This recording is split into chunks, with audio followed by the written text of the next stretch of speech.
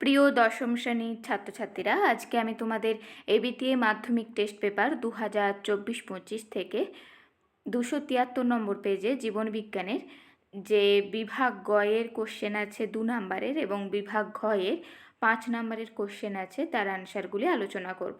আগে আমি তোমাদের আগের পেজে যে 2 নাম্বারের কোশ্চেন ছিল তার অ্যান্সার দিয়ে দিয়েছি।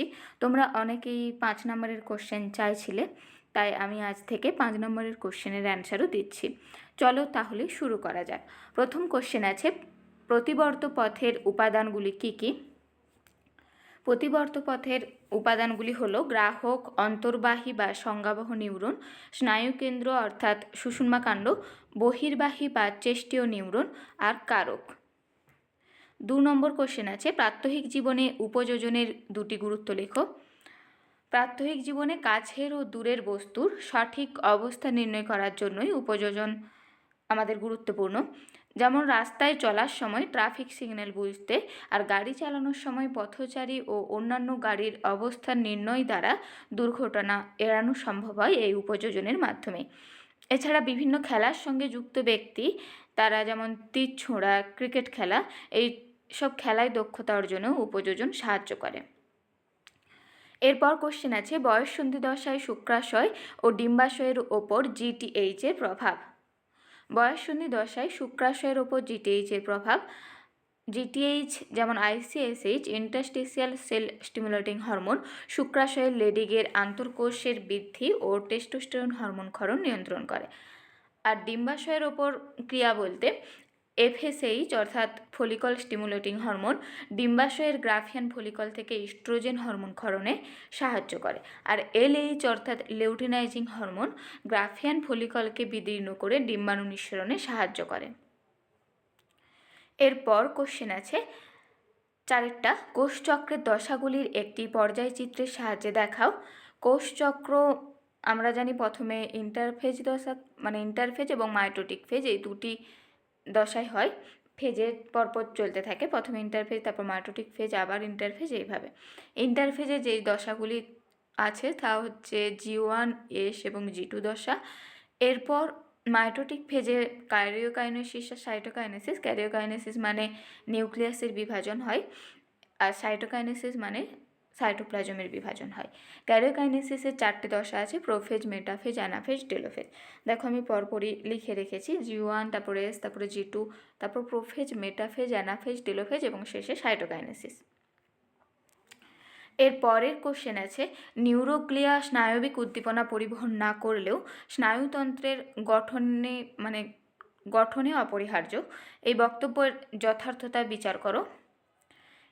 নিউরোগ্লিয়া স্নায়ুতন্ত্রের 90% অংশই গঠন করে এবং মায়েলিন আবরণী গঠনে সাহায্য করে।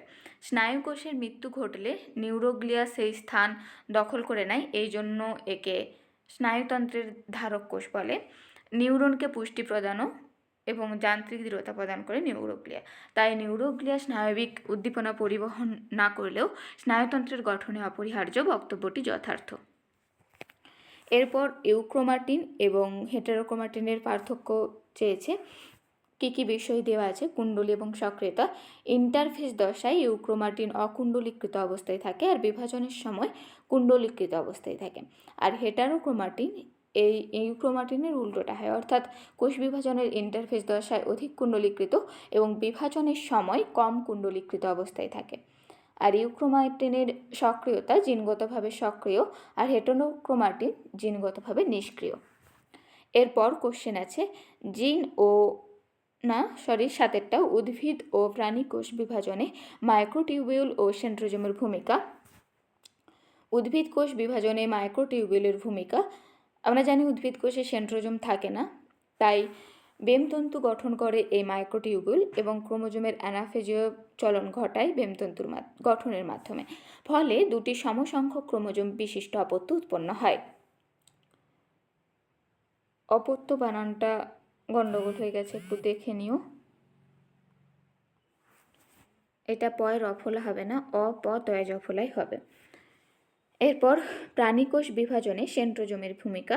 প্রাণীকোষে সেন্ট্রোজোমের সেন্ট্রিওলকে ঘিরে উৎপন্ন অ্যাস্টার রশ্মি থেকে বেমতন্তু উৎপন্ন হয়, যা ক্রোমোজোমের অ্যানাফেজীয় চলনে সাহায্য করে।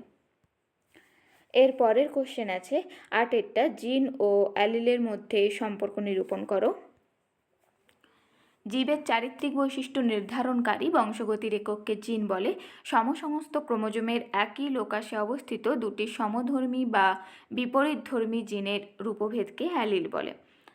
বিশুদ্ধ লম্বা মোটর গাছের জন্য দায়ী ক্যাপিটাল টি জিন এবং সংকর লম্বা মোটর গাছের জন্য দায়ী ক্যাপিটাল টি স্মল টি জিন দুটি একে অপরের অ্যালিল। এরপর কোশ্চেন আছে 9টা বংশগত রোগ প্রতিরোধে জেনেটিক কাউন্সেলিংয়ের দুটি ভূমিকা। দেখো, রোগ নির্ণয় এবং জিনগত রোগমুক্ত সন্তান লাভে সাহায্য করে এই জেনেটিক কাউন্সেলিং।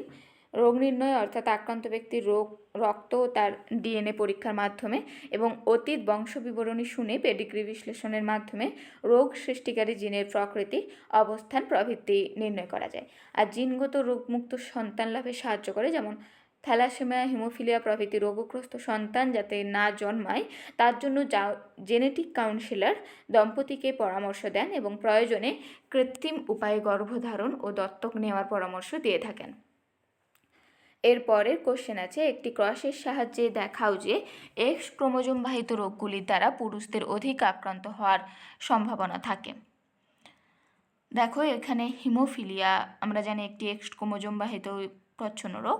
এখানে দেখো, হিমোফিলিয়া রোগগ্রস্ত মহিলা সাথে স্বাভাবিক পুরুষের যদি বিবাহ হয় বা সংকরায়ন ঘটানো হয়, তাহলে দেখো কন্যা কিন্তু বাহক হচ্ছে, অর্থাৎ স্বাভাবিক বাহক, মানে রোগটা তাদের দেখা যাচ্ছে না, কিন্তু যে দুজন পুত্র হয়েছে সেই দুজনই আক্রান্ত হয়েছে। তাই এই ক্রসের সাহায্যে আমরা দেখতে পাচ্ছি যে এক্স ক্রোমোজোমবাহিত প্রচ্ছন্ন রোগ দ্বারা পুরুষরাই অধিক আক্রান্ত হয়, কারণ এখানে কন্যা কিন্তু আক্রান্ত হলো না। কারণ এখানে কারণ যেহেতু চাইনি তাই লিখিনি, তবু আমি বলে দিচ্ছি যে যেহেতু এটি এক্স ক্রোমোজোমবাহিত প্রচ্ছন্ন রোগ, তাই দুটি এক্সই প্রচ্ছন্ন থাকতে হবে, মানে যটা এক্স থাকবে তটাই প্রচ্ছন্ন হতে হবে। যেহেতু কন্যাদের দুটি এক্স জিন আছে, তার মধ্যে দুটি প্রচ্ছন্ন হতে হবে, একটি প্রকট হলে রোগটা হচ্ছে না। কিন্তু পুত্রর ক্ষেত্রে যেহেতু একটাই এক্স ক্রোমোজোম, তাই সেটা যদি প্রচ্ছন্ন হয় তাহলে সেই রোগটা চাপা দেওয়ার জন্য কোনো প্রকট বৈশিষ্ট্য নেই, তাই পুত্রদেরই বেশি আক্রান্ত হওয়ার সম্ভাবনা থাকে। এরপর কোশ্চেন আছে, কোয়া সার্ভেটকে কোষের অগ্রদূত কেন বলে? 11 দাগের কোশ্চেনটা দেখো, কোয়া সার্ভেট হলো দ্বিস্তরীয় পর্দাবৃত কার্বোহাইড্রেট, প্রোটিন ও লিপিডের সংমিশ্রণে গঠিত কোলয়েড জাতীয় পদার্থ। পর্দা দ্বারা আবৃত কোষের সজীব অংশ বা প্রোটোপ্লাজমের কোলয়েডীয় গঠনের সঙ্গে পর্দাবৃত কোয়া সার্ভেটের গঠনের মিল থাকায় একে কোষের অগ্রদূত বলে। এরপর 12 কোশ্চেন আছে, অর্জিত বৈশিষ্ট্যের উত্তরাধিকার সূত্র ব্যাখ্যা করো। ল্যামার্কের মতে কোনো জীব তার জীবনকালে অঙ্গের ব্যবহার ও অব্যবহারের ফলে যে সমস্ত বৈশিষ্ট্য অর্জন করে তা পরবর্তী প্রজন্মে সঞ্চারিত হয়, একে অর্জিত বৈশিষ্ট্যের বংশানুসরণ বলে। যেমন উঁচু গাছের পাতা খাওয়ার প্রচেষ্টার ফলে সৃষ্ট গলা, মানে লম্বা গলা ও পা, মানে পাটাও লম্বা, জিরাফের অর্জিত বৈশিষ্ট্য, যা পরবর্তী প্রজন্মে সঞ্চারিত হয়েছে এবং যার ফলে আধুনিক যে জিরাফ তাদের সকলেরই লম্বা গলা ও লম্বা পা যুক্ত হয়েছে। এরপর আছে 13 দাগের কোশ্চেন, ক্যাকটাসের দেহের দুটি অঙ্গ সংস্থানগত অভিযোজন লেখো। দেখো, ক্যাকটাসের যাতে জল অপচয় না হয় সেজন্য ক্যাকটাসের পাতাগুলি পত্রকণ্টকে রূপান্তরিত হয়েছে। পত্রত্বক ও কাণ্ডত্বক মোম জাতীয় পদার্থ দ্বারা আবৃত। পত্ররন্ধ্র দিনের বেলা বন্ধ থাকে এবং রাত্রেবেলা খোলা থাকে, আর পত্ররন্ধ্রের সংখ্যা কম এবং এগুলি নিবেশিত প্রকৃতির হয়। এরপর আছে ইনসিটু সংরক্ষণের সুবিধা ও অসুবিধা। প্রাকৃতিক বাসস্থানে জীবের প্রজনন ক্রিয়া স্বাভাবিকভাবে ঘটে, ফলে জীবের বংশবিস্তারের সম্ভাবনা বেশি থাকে এই ইনসিটু সংরক্ষণে। আর ইনসিটু সংরক্ষণ করলে প্রজাতির বিবর্তন প্রক্রিয়া সচল থাকে। অসুবিধা বলতে অনেক সময় অসুস্থ জীবের চিকিৎসা ওই ইনসিটু সংরক্ষণের মাধ্যমে সম্ভব হয় না। অতিরিক্ত পর্যটন সংরক্ষণে মাঝে মাঝে সমস্যা সৃষ্টি করে, আর এই পদ্ধতিতে সংরক্ষণ অত্যন্ত ব্যয়বহুল হয়। এরপর আছে দেখো 15টা, ক্রমাগত জলাভূমি ধ্বংস ও কৃষি জমির পরিমাণ হ্রাসের পরিবেশগত পরিণাম কী কী হতে পারে। জলাভূমি ধ্বংস করে তার ওপর বাসস্থান নির্মাণের ফলে জলাভূমির বাস্তুতন্ত্র নষ্ট হচ্ছে এবং জীববৈচিত্র্য হ্রাস পাচ্ছে। এছাড়া বর্ষার সময় অতিরিক্ত জল জলাভূমিতে সঞ্চিত হয়, কিন্তু জলাভূমির পরিমাণ হ্রাস পাওয়ায় যেহেতু জল আটকে থাকছে তাই বন্যার সৃষ্টি হবে। কৃষি জমির পরিমাণ হ্রাসের ফলে চাষবাসের ক্ষতি হয়, ফলে মানুষ ও অন্যান্য জীবের খাদ্য সমস্যা দেখা যাবে। এরপর কোশ্চেন আছে 16টা, মানব স্বাস্থ্যে শব্দ দূষণের ক্ষতিকর প্রভাব, হৃৎপিণ্ডের ওপর প্রভাব। অধিক মাত্রায় শব্দ দূষণের ফলে হৃদস্পন্দনের গতি বৃদ্ধি পায় এবং বুক ধড়ফড় করে, ধমনীর মধ্যে রক্তের চাপ বৃদ্ধি পায়। শ্রবণ যন্ত্রের ওপর প্রভাব, দীর্ঘদিন 100 ডেসিবেল শব্দযুক্ত পরিবেশে বাস করলে অন্তঃকর্ণের অর্গান অফ কর্টি বা শ্রবণ গ্রাহক যন্ত্র নষ্ট হয়ে যায়, ফলে শ্রবণ ক্ষমতা কমে যায়। একটানা গাড়ি বা মাইকের আওয়াজ শুনলে কান ও মাথা যন্ত্রণা করে এবং বিরক্তিকর অবস্থার সৃষ্টি হয়। এরপর 2 নম্বরের শেষ কোশ্চেন, তেলাপিয়া মাছের ব্যাপক চাষ দেশীয় প্রজাতি মৌরলা, পুঁটি, খোলসের মতো মাছগুলোর বিপন্নতার কারণ হয়ে দাঁড়াচ্ছে। কারণ তেলাপিয়া মাছের ব্যাপক চাষ দেশীয় প্রজাতির মাছ যেমন মৌরলা, পুঁটি, খোলসে মতো মাছগুলির বিপন্নতার কারণ হয়ে দাঁড়াচ্ছে, কারণ তেলাপিয়া মাছ এইসব স্থানীয় প্রজাতির ছোট মাছগুলিকে খাদ্য হিসেবে গ্রহণ করে, ফলে এদের পরিমাণ কমে যায়। এছাড়া তেলাপিয়া মাছের ব্যাপক চাষের ফলে দেশীয় প্রজাতির মাছেদের বাসস্থানেরও সংকট দেখা যাচ্ছে। এরপর দেখো 5 নম্বরের কোশ্চেনের অ্যান্সার 4 দাগের। যেহেতু প্রথমের কোশ্চেনটা ছবি আছে তাই আমি 4 দাগের 2 থেকে দিয়েছি। নিম্নোক্ত বৈশিষ্ট্যের ভিত্তিতে অযৌন ও যৌন জননের পার্থক্য। জনিত্রীজীবের সংখ্যায় অযৌন জননে একটি মাত্র জনিত্রীজীবের প্রয়োজন হয়, যৌন জননে 2টি জনিত্রীজীবের প্রয়োজন হয়। কোষ বিভাজনের প্রকৃতি, অ্যামাইটোসিস ও মাইটোসিস এই 2 রকম কোষ বিভাজনের মাধ্যমে সম্পন্ন হয় জনন, কিন্তু অযৌন জননে মিওসিস হয় না। আর যৌন জনন মাইটোসিস ও মিওসিস উভয় প্রকার বিভাজনই প্রয়োজন হয়। গ্যামেট উৎপাদন, অযৌন জননের ক্ষেত্রে গ্যামেট উৎপন্ন হয় না। কোষ বিভাজন, রেণু উৎপাদন, কর্কোদ্গম প্রভৃতিতে এই জনন সম্পন্ন হয়, আর যৌন জননের ক্ষেত্রে গ্যামেট উৎপন্ন হয়। এরপর দেখো কোশ্চেন আছে, মানব বিকাশের বয়ঃসন্ধিকালীন দশার বৈশিষ্ট্যগুলি উল্লেখ করো। 4-এর 2-এরটায় যৌন হরমোনের প্রভাবে মুখ্য জননাঙ্গ যেমন স্ত্রীদের ডিম্বাশয়, পুরুষদের শুক্রাশয় ও গৌণ জননাঙ্গের বৃদ্ধি শুরু হয়। দেহের উচ্চতা ও ওজন দ্রুত বৃদ্ধি পায়।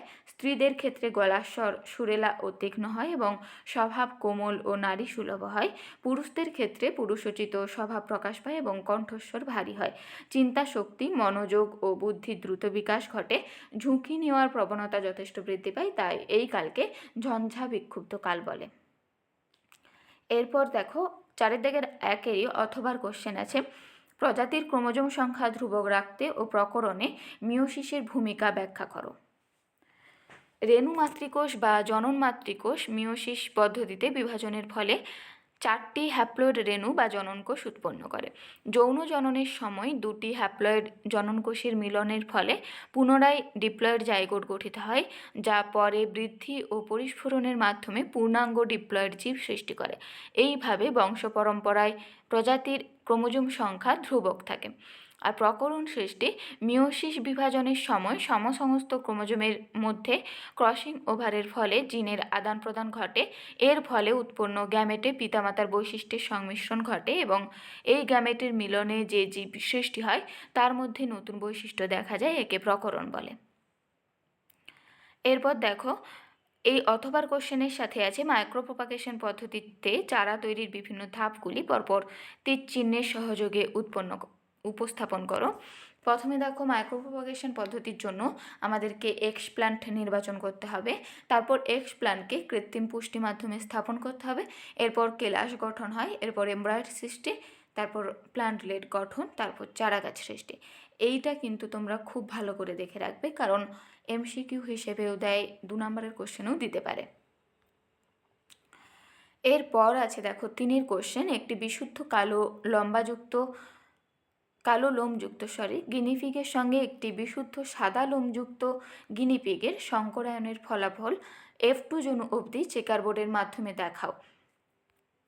বিশুদ্ধ কালো লোমযুক্ত গিনিপিগ মানে ক্যাপিটাল বি, এখানে কালো মানে আমরা জানি ব্ল্যাক, তাই ক্যাপিটাল বি মানে ব্ল্যাক আর কি।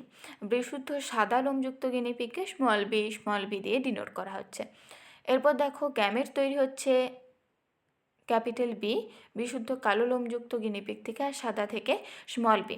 এই দুটি গ্যামেটের মিলনের ফলে F1 জনুতে সংকর কালো গিনিপিগ তৈরি হচ্ছে। তারপর এই সংকর কালো গিনিপিগের মধ্যে আবার সংকরায়ন ঘটালে F2 জনুতে দেখো একটি বিশুদ্ধ কালো জীব, দুটি সংকর কালো লোমযুক্ত গিনিপিগ আর একটি বিশুদ্ধ সাদা লোমযুক্ত গিনিপিগ তৈরি হচ্ছে।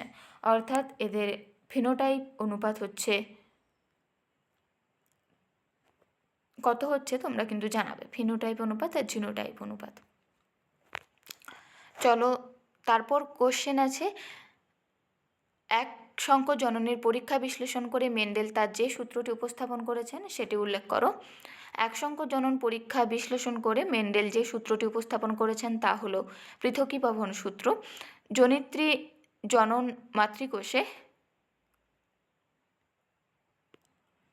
এখানে একটু ভুল টাইপ হয়ে গেছিলো, আমি ঠিক করে দিয়েছি। দেখো জনিত্রী জনুর মাতৃকোষে অবস্থিত বিপরীতধর্মী বৈশিষ্ট্যের উপাদান অ্যালিল অপত্য জনুতে F1 সঞ্চারিত হলেও মানে সেই বৈশিষ্ট্যগুলির মিশ্রিত হয় না। মিয়োসিসের মাধ্যমে গ্যামেট গঠনকালে তারা পরস্পর থেকে পৃথক হয়ে যায়, একে পৃথকীভবন সূত্র বলা হয়। যেমন দেখো F1 জনুর জাইগোট যেমন ক্যাপিটাল টি স্মল টি, এটা F1 জনুতে মিশ্রিত হলেও মিয়োসিসের মাধ্যমে গ্যামেট যখন গঠিত হচ্ছে দেখো দুটি আলাদা হয়ে যাচ্ছে, ক্যাপিটাল টি স্মল টি। এরপর কোশ্চেন আছে, অথবা একজন বর্ণান্ধ জিনের বাহক স্বাভাবিক মহিলার সঙ্গে একজন বর্ণান্ধ পুরুষের বিবাহের পরে তাদের প্রথম অপত্য বংশের সন্তানদের মধ্যে বর্ণান্ধ হওয়ার সম্ভাবনা বিচার করো। এখানে দেখো বর্ণান্ধ জিনের বাহক স্বাভাবিক মহিলা, অর্থাৎ আমি এখানে capital X capital C plus দিয়ে স্বাভাবিক জিন এবং এক্স স্মল সি দিয়ে আক্রান্ত জিন অর্থাৎ বর্ণান্ধ জিন ডিনোট করছে। এটা তোমরা পাশে লিখবে, আমার লেখা হয়নি, যে স্বাভাবিক জিন কোনটা আর আক্রান্ত জিন কোনটা। তারপর দেখো কিভাবে হয়েছে, আমি পুরোটাই দিয়ে দিয়েছি। এবং উৎপন্ন হচ্ছে দেখো মোট 4 প্রকার, কারণ একটাই বাহক কন্যা, আবার একজন বর্ণান্ধ কন্যা, একজন স্বাভাবিক পুত্র এবং আরেকজন বর্ণান্ধ পুত্র, অর্থাৎ মোট 4 প্রকার অপত্য উৎপন্ন হওয়ার সম্ভাবনা থাকবে। কন্যাদের মধ্যে 50% স্বাভাবিক কিন্তু বাহক এবং বাকি 50% বর্ণান্ধ, আর পুত্রদের মধ্যে 50% স্বাভাবিক ও বাকি 50% বর্ণান্ধ হবে। এরপর কোশ্চেন আছে, বেটে মটর গাছ সবসময় বিশুদ্ধ প্রকৃতির হয় কেন? মটর গাছের বেটে বৈশিষ্ট্যটি হলো প্রচ্ছন্ন বৈশিষ্ট্য, এবং প্রচ্ছন্ন বৈশিষ্ট্য সবসময় হোমোজাইগাস অবস্থাতেই প্রকাশিত হয়, অর্থাৎ কেবলমাত্র বিশুদ্ধ অবস্থাতেই বেটে মটর গাছ সৃষ্টি হয়। সুতরাং বেটে মটর গাছগুলি সবসময়ই খাঁটি হয়।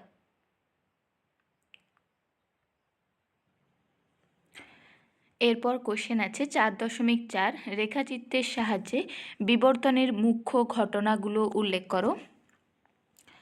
দেখো পৃথিবী সৃষ্টির প্রাথমিক পরিবেশ উষ্ণতা প্রায় 6000 ডিগ্রি সেন্টিগ্রেড ছিল এবং পরিবেশে কার্বন, হাইড্রোজেন, নাইট্রোজেন ইত্যাদি মৌলগুলি মুক্ত অবস্থায় ছিল এবং মুক্ত অক্সিজেন অনুপস্থিত ছিল।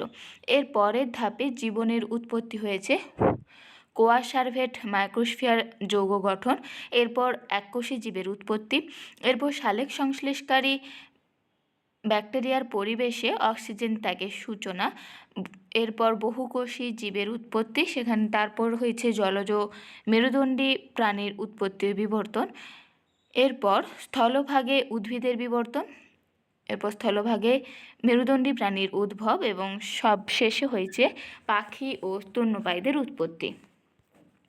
এরপর কোশ্চেন আছে, পিস্টিলোড ও স্ট্যামিনোড উদ্ভিদের কোন অঙ্গের ক্ষয়িষ্ণু রূপ তা উল্লেখ করো। পিস্টিলোড হচ্ছে শতমূলী, নারিকেল প্রভৃতি ফুলে বর্তমান বন্ধা গর্ভকেশর, আর স্ট্যামিনোড হচ্ছে যে কাজু বাদাম, কালকাসুন্দা প্রভৃতি ফুলে বর্তমান বন্ধা পুংকেশর। এরপর কোশ্চেন আছে অথবা 4.4-এরই আবির্ভাবকাল, পায়ের বৈশিষ্ট্য ও দাঁতের বৈশিষ্ট্য উল্লেখ করে ঘোড়ার বিবর্তনের বিভিন্ন ধাপগুলোর একটি তালিকা প্রস্তুত করো। দেখো এখানে ঘোড়ার বিবর্তনের ধাপ 5টা: ইওহিপ্পাস, মেসোহিপ্পাস, মেরিচিপ্পাস, প্লায়োহিপ্পাস আর ইকুয়াস। ইওহিপ্পাসকে ঊষাকালের ঘোড়া বলে আর ইকুয়াসকে আধুনিক ঘোড়া বলে। এই দুটো শর্ট কোশ্চেন আসে, তোমরা দেখবে। এরপর আবির্ভাবকাল দেখো, ইওহিপ্পাস হচ্ছে ইওসিন যুগে। পায়ের বৈশিষ্ট্য, এদের 4টি আঙুল ছিল অগ্রপদে এবং 3টি আঙুল ছিল পশ্চাৎপদে। আর দাঁত হচ্ছে সিমেন্টযুক্ত এবং মোলার দাঁত খাঁজবিহীন ছিল। মানে দাঁত প্রথমে খাঁজবিহীন, তারপর আস্তে আস্তে খাঁজযুক্ত হচ্ছে। আর পায়ের ক্ষেত্রে দেখবে আঙুল সংখ্যা পরপর কমতে থাকবে এবং খুরে পরিণত হবে। এরপর দেখো মেসোহিপ্পাস, এটা হচ্ছে অলিগোসিন যুগে। এদের উভয় পায়ে 3টি করে আঙুল ছিল, অর্থাৎ অগ্রপদে যে 4টি আঙুল ছিল সেটি কমে যাবে, 3টি করে হবে এবং মাঝের আঙুল লম্বা ও মজবুত হবে। দাঁতের বৈশিষ্ট্য, মোলার দাঁত অল্প খাঁজযুক্ত ও অল্প এনামেলযুক্ত। এরপর মেরিচিপ্পাস, মায়োসিন যুগ। এদের পায়ে 3টি করে আঙুল ছিল, মাঝেরটি বেশ লম্বা এবং খুরযুক্ত ছিল। এখান থেকেও একটা শর্ট কোশ্চেন আসতে পারে যে খুর দেখা যায় কোন ঘোড়া থেকে বা কোন যুগ থেকে। অ্যান্সার হবে মেরিচিপ্পাস। এবং দাঁত হচ্ছে ঘাস খাওয়া বা চেবানোর জন্য মোলার দাঁত অধিক খাঁজযুক্ত হয়। প্লায়োহিপ্পাসের আবির্ভাবকাল প্লায়োসিন যুগ। এই ক্ষেত্রেও 3য় আঙুলটি দীর্ঘ খুরযুক্ত ও শক্ত এবং বাকি 2টি আঙুল ক্ষয়প্রাপ্ত। আর মোলার দাঁত বিস্তৃত, অধিক সিমেন্ট ও খাঁজযুক্ত। এবার শেষ হচ্ছে আধুনিক ঘোড়া ইকুয়াস। আবির্ভাব হয়েছে প্লিস্টোসিন যুগ। এই ইওহিপ্পাস আর ইকুয়াস এই দুটোর আবির্ভাবকালও ভালো করে মনে রাখবে। এরপর পায়ের বৈশিষ্ট্য, প্রতি পায়ে একটি মাত্র কার্যকরী খুরযুক্ত আঙুল বর্তমান। আর দাঁত হচ্ছে সম্পূর্ণ সিমেন্ট বিশিষ্ট এবং খাঁজযুক্ত হয়, ঘাস চিবোতে সুবিধে হয়। এরপর কোশ্চেন আছে শিম্পাঞ্জির সমস্যা সমাধান দক্ষতার 2টি উদাহরণ দাও। উইপোকা শিকার।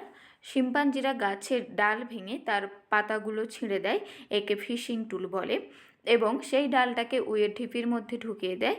উই পোকাগুলি ওই দণ্ড বরাবর বেরিয়ে আসলে এরা পোকাগুলিকে খাদ্য হিসেবে গ্রহণ করে।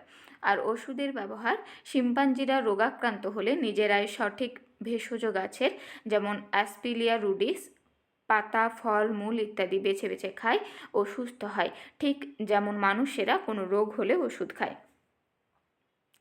এরপর দেখো কোশ্চেন আছে 5-এরটা, জীব বৈচিত্র্য হ্রাসের কারণগুলি সংক্ষেপে লেখো।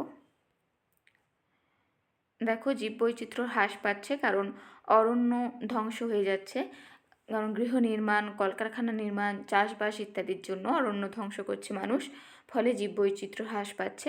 শিকার, বন্যপ্রাণীর শিকারের মাধ্যমেও হ্রাস হচ্ছে এবং দূষণের মাধ্যমে হচ্ছে। এবার পয়েন্ট লেখা আছে, তোমরা দেখে নিও।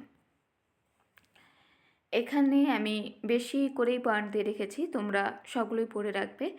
অন্তত 5টা পয়েন্ট দেওয়ার চেষ্টা করবে, যেহেতু এখানে 3 নম্বরের কোশ্চেন হিসেবে দেওয়া আছে।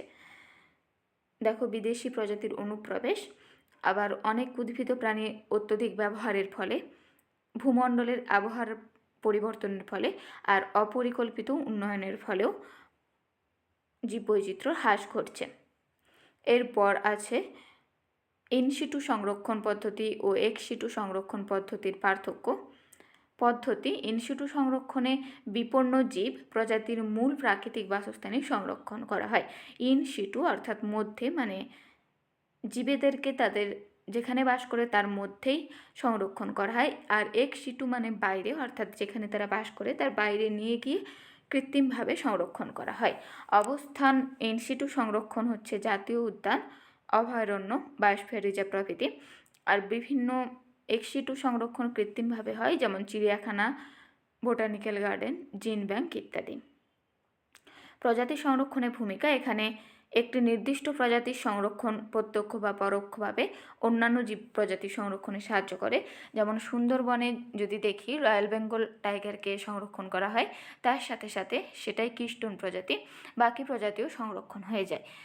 এক্সিটু সংরক্ষণ নির্দিষ্ট সংরক্ষিত প্রজাতি অন্য কোনো প্রজাতির সংরক্ষণে সাহায্য করে না, অর্থাৎ এখানে যেইটাই সংরক্ষণ করা হবে সেটাই সংরক্ষিত হবে, তার আর অন্য কোনো জীব বা প্রাণী সংরক্ষিত হবে না। প্রজনন ক্রিয়া স্বাভাবিক পরিবেশে কোনো কৃত্রিম উপায় ছাড়াই জীবের প্রজনন ক্রিয়া ঘটে, আর কৃত্রিম প্রজননের সাহায্যের মাধ্যমে এক্সিটু সংরক্ষণে প্রজনন সম্পন্ন হয়। এরপর কোশ্চেন আছে অথবা দেখো 4.5 ঔষধ প্রস্তুতি, জলবায়ু নিয়ন্ত্রণ ও অর্থনৈতিক গুরুত্ব রক্ষায় জীববৈচিত্র্যের ভূমিকা লেখো। এখানে ঔষধ প্রস্তুতি, জলবায়ু নিয়ন্ত্রণ এবং অর্থনৈতিক মূল্য সবই দিয়ে রাখলাম, আমি আর বলছি না, অনেকটা বড় হয়ে যাচ্ছে, তোমরা দেখে করে নিও। এরপর আছে কোশ্চেন দেখো যে উচ্চতার হটস্পটে, এখানে ভুল আছে, এটা হটস্পট হবে, বসবাসকারী একটি করে বিপন্ন উদ্ভিদ ও প্রাণীর নাম লেখো। উচ্চতার হটস্পটে বসবাসকারী একটি বিপন্ন উদ্ভিদ হচ্ছে রডোডেনড্রন, আর উচ্চতায় হটস্পটে বসবাসকারী একটি বিপন্ন প্রাণী হলো তুষার চিতাবাঘ, রেড পান্ডা ইত্যাদি। উচ্চতা মানে উপরের দিকে, পূর্ব হিমালয়ে যে হটস্পট সেখানে সংরক্ষিত বিপন্ন উদ্ভিদ বা প্রাণীর নাম বলবে তাহলে হবে। এরপর আছে 6 অর্থাৎ শেষের দাগ, পরিবেশগত কী কারণে ক্যান্সার হয় উল্লেখ করো। পরিবেশগত অধিবিষ, কীটনাশক, আগাছানাশক এইসব বা তেজস্ক্রিয় পদার্থের ব্যবহার, এইসব থেকেও ক্যান্সার রোগ হয়। আমি এখানে দিয়ে রেখেছি, তোমরা দেখে নিও। এরপর আছে জেএফএম ক্ষয়প্রাপ্ত বনভূমি পুনরুদ্ধারে কিভাবে সদর্থক ভূমিকা পালন করে তা বিশ্লেষণ করো। দেখো জেএফএম মানে জয়েন্ট ফরেস্ট ম্যানেজমেন্ট, অর্থাৎ স্থানীয় মানুষদের সাথে সাথে মানে তাদের সহায়তায় সরকার যৌথভাবে এই প্রক্রিয়াটা চালু করে, যেখানে স্থানীয় মানুষদেরও সুবিধা দেওয়া হয়, অর্থাৎ তারা জ্বালানি সংগ্রহ করতে পারে বা সেখান থেকে যেমন মধু সংগ্রহ করে বা তার আশপাশে বাস করতে পারে, আর তারা দেখে রাখে যে বৃক্ষরোপণ তারা করে, বা দাবানল যদি লেগে যায় বা চোরা শিকারীরা যদি বনভূমিতে ঢোকে তাহলে তারা বাধা দেয় বা সতর্ক থাকে, সরকারকে খবর দেয়। দেখো দেওয়া আছে। এরপর আছে অথবা পরিবেশে নাইট্রোজেন সংরক্ষণ পদ্ধতিটি ব্যাখ্যা করো। নাইট্রোজেন সংরক্ষণ পরিবেশে মানে নাইট্রোজেন যে চক্রের মাধ্যমে প্রকৃতি থেকে মাটিতে, মাটি থেকে প্রকৃতিতে, মাটি থেকে বিভিন্ন জীবের মাধ্যমে আবার প্রকৃতিতে ফিরে আসছে, সেইভাবেই সংরক্ষণ হয়ে চলেছে। এখানে প্রত্যেকটা ধাপই বলতে হবে, অর্থাৎ নাইট্রোজেন মাটিতে সংবন্ধন যেই পদ্ধতিতে হয়, দেখো যেমন প্রাকৃতিক নাইট্রোজেন সংবন্ধন, জীবজ নাইট্রোজেন সংবন্ধন এইসব। আর এরপর মাটির নাইট্রোজেন কীভাবে জীবদেহে প্রবেশ করছে, তারপর আবার জীবদেহ মারা যাওয়ার পর সেখান থেকেই আবার মাটিতে মিশে, আবার মাটি থেকেই ডিনাইট্রিফিকেশন ব্যাকটেরিয়ার মাধ্যমে নাইট্রোজেন পরিবেশে মুক্ত হয়। এই পুরোটাই লিখতে হবে, অর্থাৎ নাইট্রোজেন চক্র। এরপর শেষ কোশ্চেন, মানুষের ক্রিয়াকলাপ কিভাবে নাইট্রোজেন চক্র প্রভাবিত করে লেখো। কৃষিক্ষেত্রে অনিয়ন্ত্রিতভাবে সার প্রয়োগ করলে লিচিং পদ্ধতিতে মাটির অভ্যন্তরে ভৌম জলস্তরে এই নাইট্রোজেন পৌঁছে যায়, ফলে মুক্ত নাইট্রোজেন ও নাইট্রোজেন ঘটিত যৌগের ভারসাম্য বিনষ্ট হয়। আর জীবাশ্ম জ্বালানির মাত্রাতিরিক্ত ব্যবহার, জীবাশ্ম জ্বালানির দহনের ফলে নাইট্রোজেনের অক্সাইড সৃষ্টি হয়। বিভিন্ন কারখানা, তাপবিদ্যুৎ কেন্দ্র ও যানবাহন থেকে নির্গত অপরিশোধিত ধোঁয়ায় এই নাইট্রোজেনযুক্ত যৌগ বা দূষক গ্যাস উপস্থিত থাকে, যা বাতাসে নাইট্রোজেনের পরিমাণ বৃদ্ধি করে এবং অ্যাসিড বৃষ্টি রূপে পৃথিবী পৃষ্ঠে নেমে আসে, ফলে নাইট্রোজেন চক্রের ভারসাম্য বিঘ্নিত হয়। এটাই শেষ কোশ্চেন ছিল। আমি আজকে বড় কোশ্চেনও অ্যান্সার দিয়ে দিলাম। যদি ভালো লাগে তাহলে প্লিজ সাবস্ক্রাইব করে রেখো পরের ভিডিও পাওয়ার জন্য। এর পরের ভিডিও আমি খুব তাড়াতাড়ি দিয়ে দেব। আর 5 নম্বরের কোশ্চেনের অ্যান্সার দেবো কিনা তোমরা কমেন্ট করে জানিও, তাহলে আমি সেভাবেই দেওয়ার চেষ্টা করব, আর না হলে 2 নাম্বারই দেব। চলো তাহলে আজকে এই পর্যন্তই।